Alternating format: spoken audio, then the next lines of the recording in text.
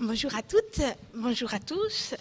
Nous sommes très heureux de vous accueillir de bon matin pour vous donner des nouvelles du programme de recherche que nous menons, l'INAHA et le Louvre, depuis 2011, sur l'histoire des collections et du matériel l'art des antiques, à travers l'étude des ventes aux enchères menée à Paris au XIXe siècle. Ce programme de répertoire des ventes d'antiques est dirigé aujourd'hui et enrichi par Cécile Colonna, et il a été initié il y a quelques années avec Martine Denoyel, qui nous fait le plaisir de présider notre première séance. En fait, ce programme est né de la recherche de plus en plus nécessaire des provenances d'œuvres conservées dans nos augustes musées des beaux-arts et de la découverte d'une source assez peu exploitée dans nos domaines de l'Antiquité, des archives des commissaires-priseurs et plus précisément des procès-verbaux des ventes aux enchères. Donc, une nécessité générale et ample et une découverte d'une source précise où ces listes d'adjudicataires récèlent le premier nom, souvent manquant, d'une chaîne de personnes qui relient l'objet sorti de fouille au musée qu'il a aujourd'hui très souvent oublié. Mais plus encore, elle détient aussi les prix des ventes, les descriptions qui peuvent compléter l'étude de la réception des antiques et du marché de l'art qui, à la différence de l'histoire des collections, a été peu étudié faute d'archives publiques. Alors, ce faisant, nous marchions sur les pas de nos prédécesseurs puisque dès 1947, Alfred Merlin, conservateur au Louvre, écrivait « Dans les musées, la provenance inconnue est souvent très présente » et ne rend ainsi qu'une partie des services qu'on pourrait en attendre et laisse à qui les étudie, cette histoire des provenances, la mélancolique impression de quelque chose qui reste incomplet. Donc tout ce qui peut être tenté, disait-il, pour remédier à cette déficience si regrettable, doit être salué avec gratitude. Et il louait là les travaux pionniers de Nicolas Plautine, que Martine Denoyel a défendu lors de notre précédente journée, et qui, je cite à nouveau Merlin, s'était rendu compte de l'intérêt qu'offre le dépouillement minutieux des catalogues de vente. Et il ajoutait « Le bénéfice est certain et la reconstitution de ce pédigré n'est pas pur jeu de prince. Il a aussi une portée pratique pour éclairer l'histoire des sites, comme pour aider aux enquêtes sur les centres de fabrication et diffusion. Nous ajouterions aujourd'hui qu'il peut aussi aider sur la réception de l'antique, son histoire économique et sociale, l'histoire du goût ou l'histoire du marché de l'art.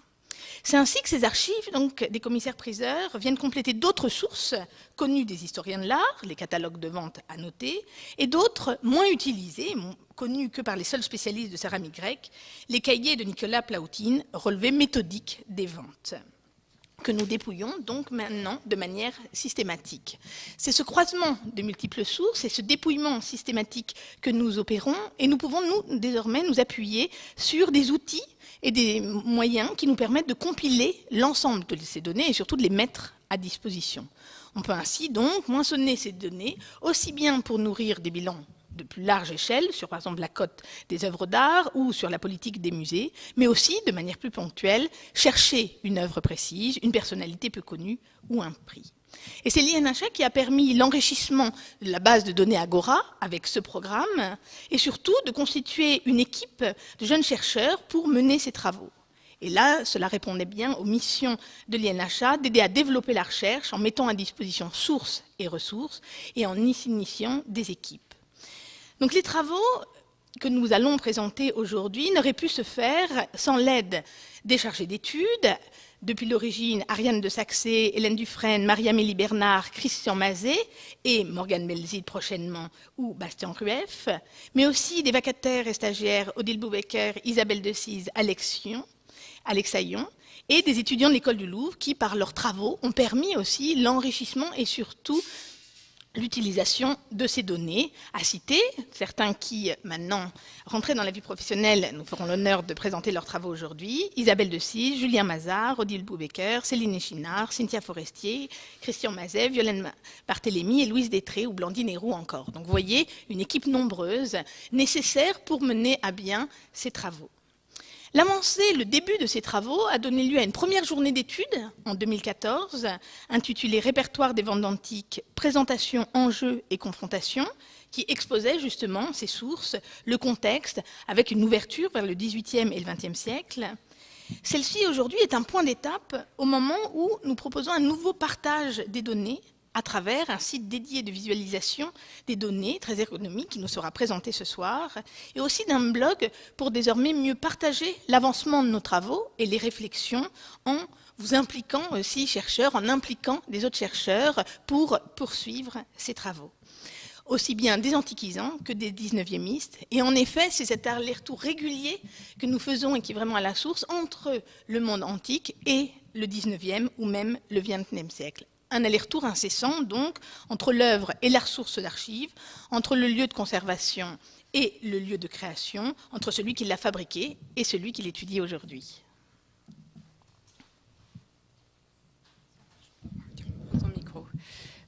Voilà, alors pour compléter cette introduction, je vais être assez brève puisque Negin nous a rappelé un peu les principes de ce programme donc, qui a commencé il y a déjà 5 ans maintenant. Donc on est vraiment aujourd'hui dans une journée d'études qui se veut un point d'étape et donc avec des communications qui se concentrent essentiellement sur la première moitié du 19e siècle. Même si on fait aussi quelques incursions un peu plus avant. Alors, première moitié du 19e siècle que nous n'avons pas encore complètement couvert dans le programme, mais sur lequel nous avons beaucoup avancé et qui permet aujourd'hui de montrer un certain nombre de résultats. La première moitié du 19e siècle, c'est aussi un moment dans le marché de l'art parisien qui se situe avant l'ouverture de l'hôtel Drouot en 1852, donc dans un paysage des ventes aux enchères qui est un peu différent de celui auquel on est peut-être plus habitué et qui va surtout concerner la deuxième moitié du siècle. Alors, rapidement pour vous présenter l'organisation de la journée, on a voulu d'abord se concentrer sur les quelques grandes ventes parisiennes de cette première moitié du siècle. Lors de la première journée d'études, les ventes Canino avaient été évoquées par Marie-Abélie Bernard. Donc on les a laissées de côté et on vous propose de se pencher sur 3 grandes ventes. La première, évidemment, la très superlative vente du cabinet Durand en 1836, puis la vente Magnoncourt et la vente Beugnot. Ensuite, il nous a paru intéressant de s'intéresser aux acteurs qui apparaissent dans ces ventes. Alors ces acteurs, ils sont nombreux, on va les croiser un peu tout au long des interventions, avec donc un intérêt plus particulier sur peut-être des acteurs un peu moins attendus que les collectionneurs, les acheteurs-vendeurs, que sont les experts, ceux qui rédigent les catalogues de vente, qui sont un élément important et une source essentielle aussi de la compréhension de tous ces enjeux. On va aussi s'intéresser au comportement des musées qui deviennent des acteurs à part entière de ces ventes. Et puis aussi, on a voulu un peu ouvrir le propos puisque notre programme s'intéresse, qui est intitulé Répertoire des ventes d'antiques. Pour l'instant, c'est surtout concentré sur le monde de l'Antiquité classique, gréco-romain, mais évidemment avec toujours en tête que les choses dans le monde des collectionneurs ou dans le monde du marché de l'art, les frontières sont évidemment assez perméables, voire inexistantes parfois avec les antiquités orientales, les antiquités égyptiennes. Et donc on aura une communication sur cet aspect et aussi une ouverture à travers les intermédiaires, les marchands, vers les constitutions des collections un peu plus tard. Et enfin, dans notre dernière session que nous avons appelée vers de nouveaux horizons, on vous propose quelques communications qui viennent un peu en résonance avec tout ça. D'une part, sur la réception de ces antiquités auprès de la culture bourgeoise de la seconde moitié du XIXe siècle. On a voulu aussi un peu parler de numismatique, puisque c'est aussi un aspect qui n'est pas traité par le programme, les ventes de monnaie qui sont un univers à part entière, et donc dont nous allons parler tout à l'heure. Et enfin, une présentation, comme l'a dit Negin, de nos nouveaux outils numériques qui viennent compléter la base qui actuellement est uniquement dans Agora. Alors pour terminer cette introduction, je voulais juste remercier, outre évidemment toutes les personnes que Negin a citées et qui ont participé activement au programme, évidemment la direction de l'INHA, Éric Dechasset, France Nerlich qui sera là tout à l'heure, qui ont rendu cette journée possible. Également nos collègues de la cellule d'ingénierie documentaire qui nous accompagnent et qui sont toujours avec nous, donc Antoine Courtin et Chloé Gauthier, et également nos collègues de la bibliothèque qui, vous l'avez peut-être vu, ont concocté un petit fascicule que vous avez, qui permet de faire un peu le lien avec les ressources de la bibliothèque.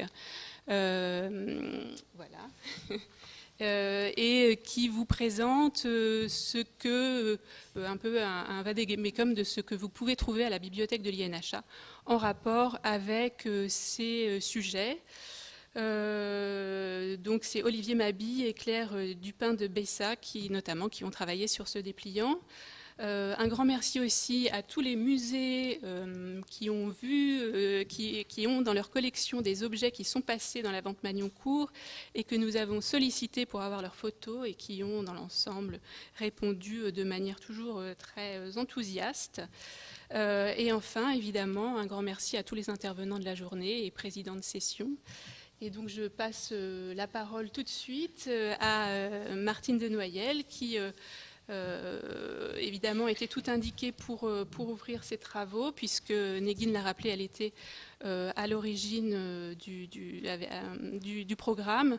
Et j'en profite pour la remercier de m'avoir transmis ce beau programme qui a déjà engrangé énormément de résultats, avec beaucoup de perspectives, et c'est un vrai plaisir de prendre sa suite dans ces travaux.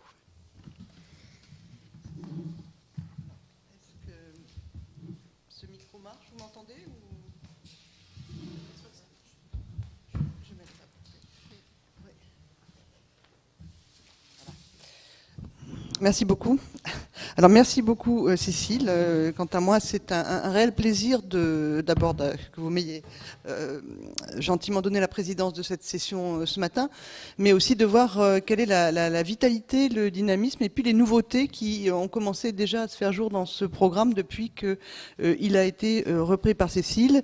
Comme elle vous l'a dit, je ne serai pas très longue là-dessus, mais je trouve que c'est vraiment ça s'est passé de manière exemplaire parce que c'est bien Negin Mathieu qui est venu du Louvre. Nous nous connaissions déjà, bien entendu, puisque nous avions travaillé ensemble au département des antiquités grecques et romaines il y a un certain temps, Negin, pour me parler justement de cette question des ventes et des recherches de provenance des objets de collection. Dans les musées, nous manquons terriblement de ces provenances et ça n'est pas non plus toujours une préoccupation primaire. Nous devons d'abord publier les œuvres, nous occuper des œuvres, nous devons les documenter au plan scientifique et puis la recherche de provenance, c'est tout un autre domaine. C'est un domaine qui nous mène dans les archives, qui nous mène dans justement le monde des ventes, des catalogues de vente, et qui, pendant longtemps, n'avait pas été, ou avait été peu pris en compte, effectivement. Plautine et Alfred Merlin avaient mis en avant l'intérêt et avaient effectué des recherches sur la question. Donc je ne parle pas trop longtemps. Je suis très contente de voir dans la salle des visages très différents, de gens qui ont collaboré de manière très différente, mais très active aussi à ce programme. Nous allons donc commencer avec une session sur les grandes ventes de la première moitié du 19e siècle, quelques cas d'études. C'est une période très importante pour la formation l'arrivée en France des collections justement d'antiques, et puis leur redistribution soit dans le patrimoine national, soit en Europe, soit même au-delà, puisque Paris a été à partir de ce moment-là un point vraiment focal du marché de l'art des antiquités. Quelques grandes ventes donc. La vente est un instant et son étude à travers le catalogue, les minutes, à travers les collectionneurs, les prix, le passage des objets, est vraiment une approche qui génère un nombre d'informations extraordinaires de nature très diverse au même moment. Mais j'invite tout de suite donc Louise Détré à venir parler de la grande vente Durand du cabinet Durand de 1836, la dispersion du cabinet Durand. Louise est actuellement conservatrice au département des monnaies, médailles et antiques de la Bibliothèque nationale de France, où elle s'occupe des céramiques, terre cuite et verres antiques. C'est amusant parce qu'elle a repris, elle a repris le poste de Cécile, qui a repris le mien, donc on est ici une petite communauté qui tourne comme ça, avec bien entendu de temps en temps du renouvellement. Louise a fait des études en lettres classiques et à l'école du Louvre, et elle a fait un mémoire de 2e cycle de l'école du Louvre sur l'histoire des collections d'antiques du Chevalier Durand. Elle est probablement une des meilleures connaisseuses de ce personnage extrêmement important pour l'histoire des collections françaises dans la première moitié du 19e siècle. Elle a par ailleurs exercé au musée de la céramique de Sèvres avant d'arriver, mais 1 ou 2 ans, où elle a eu le temps de réaliser pas mal de choses avant d'arriver au cabinet des médailles. Donc je lui laisse tout de suite la parole. Oui, je vous en prie. Merci.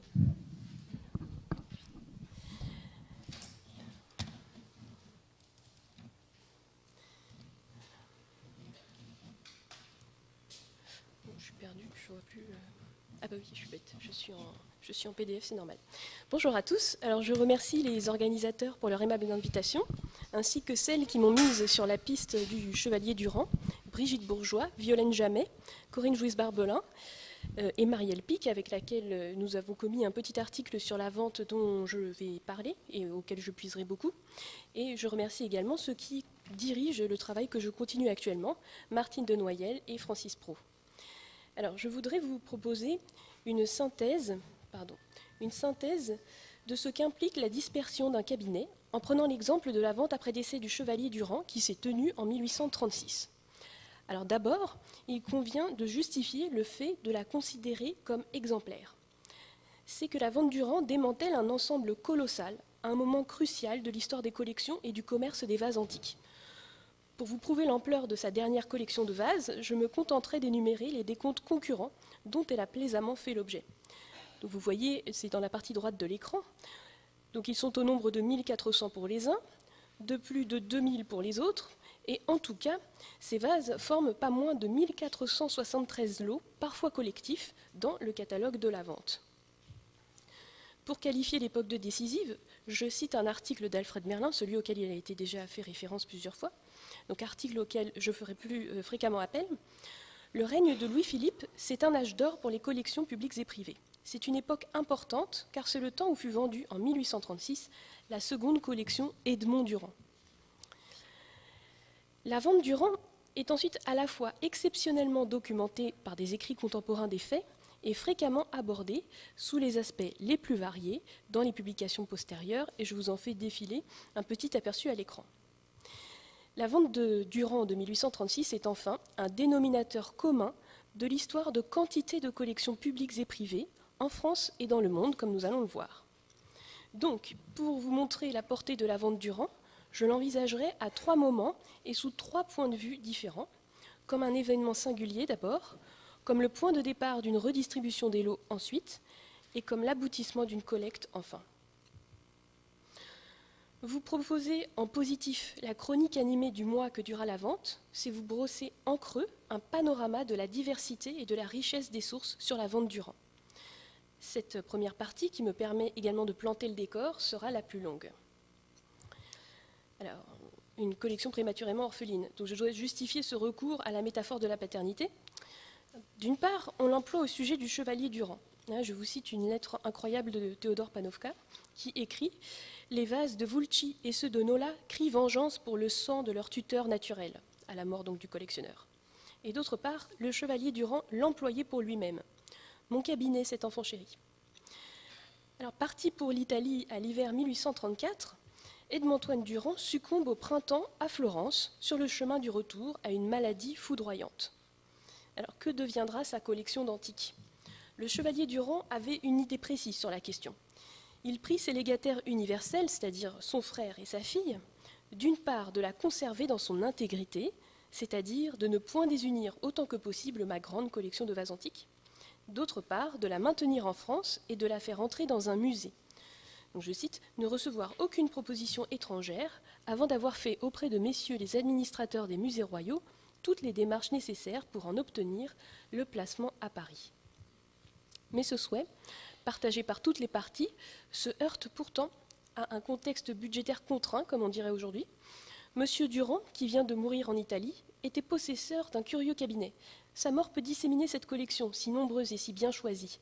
Ce n'est qu'avec la plus grande crainte que je vous parlerai d'acquisition après les dépenses énormes que la direction des musées a occasionnées depuis quelque temps. Et donc vous voyez comment ce brouillon, peut-être du comte de Forbin, est hésitant. Il ose à peine faire cette proposition. Alors, des négociations en vue d'une vente en bloc au Louvre, voire à la bibliothèque, sont entamées, mais, et là je cite la liquidation de la succession Durand, les charges nombreuses qui pesaient sur la liste civile et le peu d'importance des fonds accordés à la Bibliothèque royale pour des objets de cette nature n'ont pas permis d'accomplir le vœu de M. Durand. Alors, au domicile du défunt, la collection est longuement inventoriée, cataloguée et s'augmente sous nos yeux des dernières acquisitions italiennes du chevalier Durand dont les caisses arrivent progressivement d'Italie. Surtout, dans la crainte de sa dispersion imminente, on s'empresse, qui de réclamer dessins et informations, qui de la visiter. Je ne cite qu'un témoignage assez savoureux, celui de Désiré Raoul-Rochette, dans une lettre à Jean de Witt. J'espère voir demain soir, Monsieur de Witt chez Monsieur de Luynes, et là, nous causerons ensemble de ce qui lui reste à faire chez Monsieur Durand, où je n'ai pas, malheureusement pour moi, exécuté encore le projet que j'avais formé de m'y établir à demeure pour prendre des notes. Au cours de cette vente publique parisienne, un archéologue danois assure au musée britannique plusieurs centaines de vases grecs. Alors, des archives anglaises, étudiées par Ian Jenkins, danoises, étudiées par Bodil Bundgaard Rasmussen, et françaises, offrent des éclairages complémentaires sur cette affaire. Les trustees, sur l'initiative de William Hamilton et de Peter Olof Brøndstedt, résolvent de dépêcher Edward Hawkins et Peter Olof Brøndstedt à la vente Durand, les charges d'y acquérir un échantillonnage représentatif de la production céramique grecque et leur obtiennent une enveloppe financière complémentaire. Dans le cours de la vente, l'archéologue danois n'est pas perçu comme un agent britannique. Alors, si cette discrétion est peut-être intentionnelle, elle est en tout cas opérante. Le comte de Clarac est dupe. Je le cite. Le Crésus, donc le vase, sera fort poussé sans doute par Brøndstedt qui a, je crois, de fortes commandes, ayant déjà dans les 2 premières séances dépensé plus de 12 000. Mais il faut absolument avoir ce vase si remarquable à tout prix. Il doit être à nous, tout le monde le désire, ainsi que quelques autres vases très importants. Malheureusement, plusieurs ont déjà été vendus et 2 très beaux pour le Danemark. Tout comme Désiré Raoul-Rochette, qui est aussi dupe, je cite, « Une véritable calamité a été pour nous l'arrivée imprévue de Brøndstedt qui nous est tombée de Londres et qui achète une grande quantité de vases dont il forme une cargaison pour le Danemark, singulière destinée de ces précieux monuments de la civilisation grecque, déterrés à Vulci, à Nola et à Agrigente, qu'il faudra aller étudier dans la chambre à coucher du prince Christian. » Enfin, comme le soulignent Bodil Bundgaard Rasmussen et Ian Jenkins, cette abondante moisson n'en est pas moins riche en pièces maîtresses. Avec le double objectif de faire des acquisitions de compléments et d'empêcher la fuite des plus grands chefs-d'œuvre, le musée du Louvre, par le truchement de Léon Jean-Joseph Dubois, paie à prix d'or 3 des 4, j'y reviendrai, vases les plus célèbres de la collection. Alors, je cite, « On a appris avec une vive satisfaction que le vase le plus important, le seul connu sur lequel fut représenté un sujet historique, ne sortirait pas de France. Avait été acquis pour le compte du roi, cette acquisition a produit le meilleur effet parmi nos amateurs éclairés et leur a prouvé que Sa Majesté ne laissait échapper aucune occasion d'augmenter dignement la riche collection, etc. » Vous en avez à gauche le bordereau d'adjudication et vous voyez à droite que le montant des enchères, qui a été excessivement élevé, semble avoir impressionné Denis Désiré Riocreux, qui était le conservateur du musée de Sèvres. Et vous voyez sur ces notes très soignées qu'en temps réel, il croque certains vases, nomme des rivaux et ici consigne les enchères, donc de 2 000 à 6 000 francs. Il s'agit donc du Stamnos du peintre de Berlin que vous allez voir dans un instant, tout en haut. Je le disais, les 4 vases les plus célèbres restent en France, puisque ce 4e joyau n'est autre que la coupe d'Arkésilas. Alors, je cite Raoul Rochette. « J'ai enrichi notre cabinet des antiques d'un choix de ces vases, entre autres celui d'Arkésilas, de terre cuite, de verre, de bijoux, sans compter la collection presque entière des miroirs. Pourtant, la vente est une épreuve. L'enveloppe allouée est trop juste, trop tardivement notifiée, et il se pourrait, mais vous me direz si vous l'entendez différemment, que les héritiers Durand aient manœuvré contre le Louvre. » Je cite le comte de Clarac. « Tout le monde voyait bien que c'était pour le musée que l'on poussait le vase d'Hercule et de Cerbère, puisque celui qui poussait les enchères était un domestique de Durand, qui était à côté de M. Dubois, et l'on n'était plus qu'étonné que je n'en susse rien. Cela faisait très mauvais effet. Le Louvre n'a peut-être pas mis à profit autant qu'il l'aurait pu et dû la vente de la seconde collection Durand, conclut Alfred Merlin. Les ducs de Luynes et de Blacas, les comtes de Pourtalès et de Turpin-de-Crissé, le vicomte Beugnot, Flavien de Magnancourt, Charles-Louis Fleury-Pancouc comptent parmi les principaux enchérisseurs, ce qui, écrit Raoul Rochette, me console un peu de la disparition et de l'exportation de ce trésor archéologique.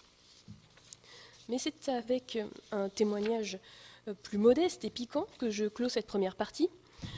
Jules-Xavier Saguet de Breuvry, archéologue et jeune maire de Saint-Germain-en-Laye, remercie De Witt de s'être chargé de ses ordres d'achat et lui précise « Quant au transport à Saint-Germain, je porterai les vases un par voyage entre mes bras dans la voiture. Je crois que c'est là le moyen le plus sûr. » Dans cette deuxième partie, je voudrais vous montrer que la vente Durand permet d'appréhender clairement la volatilité des collections. Je vais vous en proposer un aperçu en forme de gradation et l'illustrerai cette fois en grande partie par un tableau dressé à l'image de ceux qu'élaborait Nicolas Plautine dans ses fameux cahiers, qui en sont d'ailleurs le matériau essentiel. Rassembler les informations que contiennent un certain nombre de documents liés à la vente, catalogue de vente, procès-verbal, supplément, avec donc les prix et les adjudicataires, permet d'appréhender les mutations survenues à l'issue des vacations.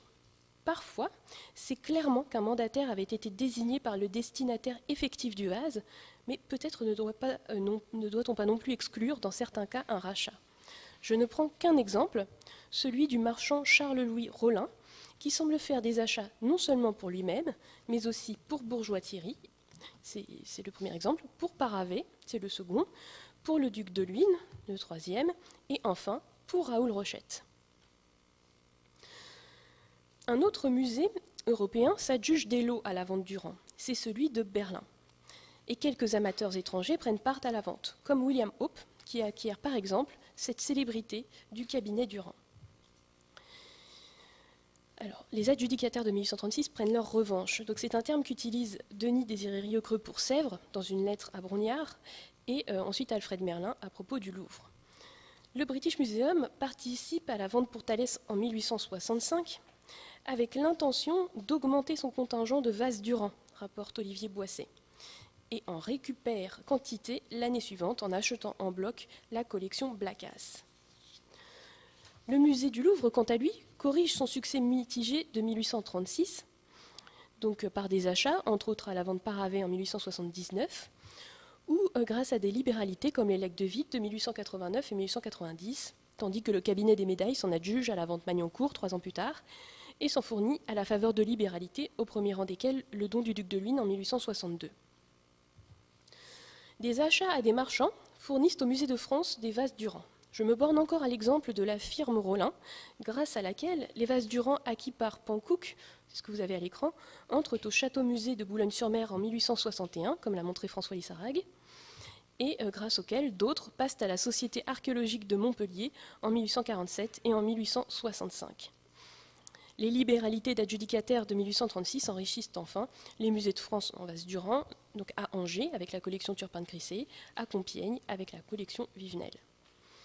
Des parcours impressionnants attendent enfin certains vases, appelés à connaître encore plusieurs propriétaires successifs, aboutissant dans des musées parfois lointains, sans que cette destination soit d'ailleurs toujours définitive. Alors, en 1837, rapporte Sylvie Milasso, Alexandre Brognard, donc à Sèvres, qui acquiert par échange auprès du musée céramique de Dresde une précieuse suite d'animaux de Meissen, c'est ce que vous avez ici, a la plus grande peine à réunir des pièces de valeur équivalente. Et au moins un vase Durand sert de monnaie d'échange. Alors, j'ai parlé jusqu'ici de la vente et fort peu du cabinet Durand. Or, le succès de la première s'explique naturellement par la quantité et la qualité de la seconde. En effet, ses contemporains la louent sans nuance. C'est, je cite, « le cabinet le plus important qu'un particulier ait jamais formé », dit-on dans le journal des débats. De l'avis de tous les connaisseurs, le musée Durand surpasse toutes les collections de vases peints, tant publiques que particulières, qui existent en France, écrit De Witt dans l'avertissement de sa description. Mais comment savoir ce qu'était le cabinet Durand quand les sources les plus évidentes, la description, c'est-à-dire le catalogue de vente, et le supplément avec prix et acquéreur, ont largement perdu de leur pouvoir référentiel? Le catalogue, d'abord, fait en effet mémoire de ce qu'était la collection Durand, la documente pour la science avant destruction, pourrait-on dire. Alors, je cite par exemple De Witt, « Au moment où une réunion si remarquable va être dispersée pour toujours, il nous a paru nécessaire de perpétuer en quelque sorte le souvenir de cette magnifique collection. » Le lexique de l'utilité est récurrent sous la plume de ses lecteurs. Grâce à vous, monsieur, ce cabinet peut être maintenant dispersé sans que la science en soit privée, écrit le duc de Luynes. Ou encore, il faut espérer qu'encore bien d'autres collections passent par vos mains pour en conserver leurs portraits avant leur dissolution, écrit Richard Lepsius. Et enfin, peu d'ouvrages pourraient rendre un service aussi prononcé à notre science que la description du cabinet Durand. Et là, c'est Edward Gerhard qui s'exprime. Le supplément, par son souci de traçabilité, est une autre manière de conjurer la dislocation. Il ne me reste qu'à vous engager de faire paraître le plus tôt possible votre supplément, si utile au catalogue Durand, écrit Théodore Panofka. Mais, puisque l'on lève des calques sur les vases, n'est-ce pas que les limites de l'un et de l'autre étaient déjà manifestes? Alors, je cite encore Gerhardt, « D'après un passage de votre lettre, je dois supposer que vous vous êtes pourvu de calques de la plupart des monuments Durand. Je me recommande donc à votre complaisance expérimentée pour obtenir d'une manière quelconque des calques. »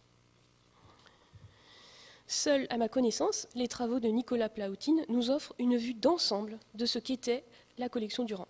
Voici par exemple une vue de sa récapitulation adressée à Bisley du destin des vases de la vente Durand. Il convient donc de prolonger son œuvre.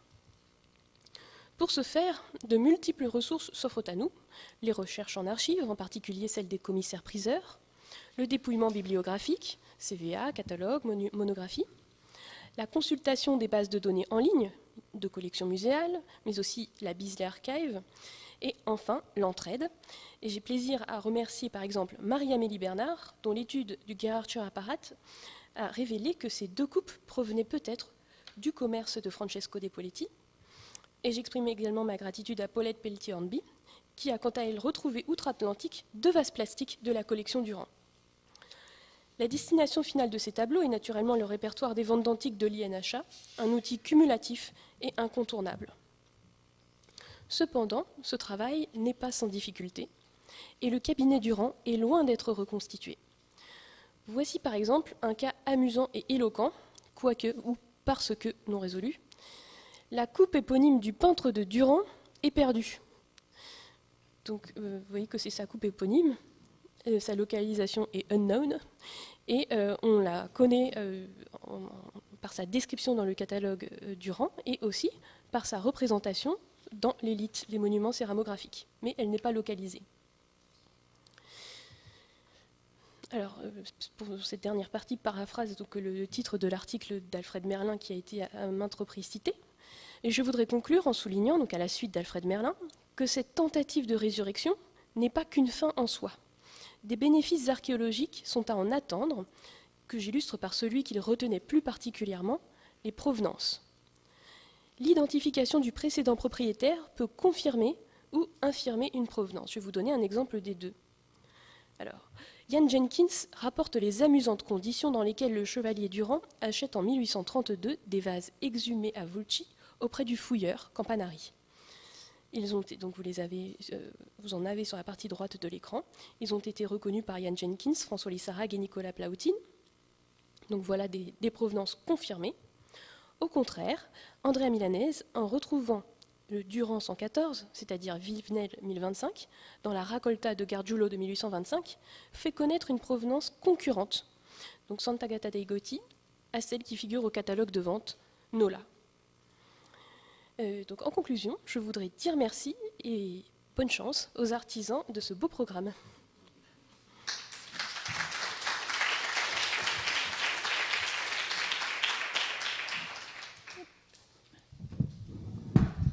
Merci beaucoup Louise d'avoir présenté avec l'acuité et la rigueur qu'on vous connaît, et surtout à travers des exemples qui nous permettent de comprendre les différents phénomènes effectivement sur lesquels il faut travailler pour étudier cette vente, cette immense vente qui a été véritablement un événement, un phénomène social et culturel dans la France, dans le Paris de la première moitié du XIXe siècle, et à laquelle, effectivement, à partir de laquelle les collections nationales se sont très peu enrichies. C'est un peu comme la collection Parois qui n'avait pas été achetée au début du XIXe siècle. Ça fait partie des occasions manquées, et le catalogue de De Witt reste pour cela un témoignage, et également d'ailleurs, parce que ces ventes poussaient à la description et à la rédaction la plus objective possible, une première référence en termes de description scientifique des objets, et y compris d'ailleurs avec la question des formes.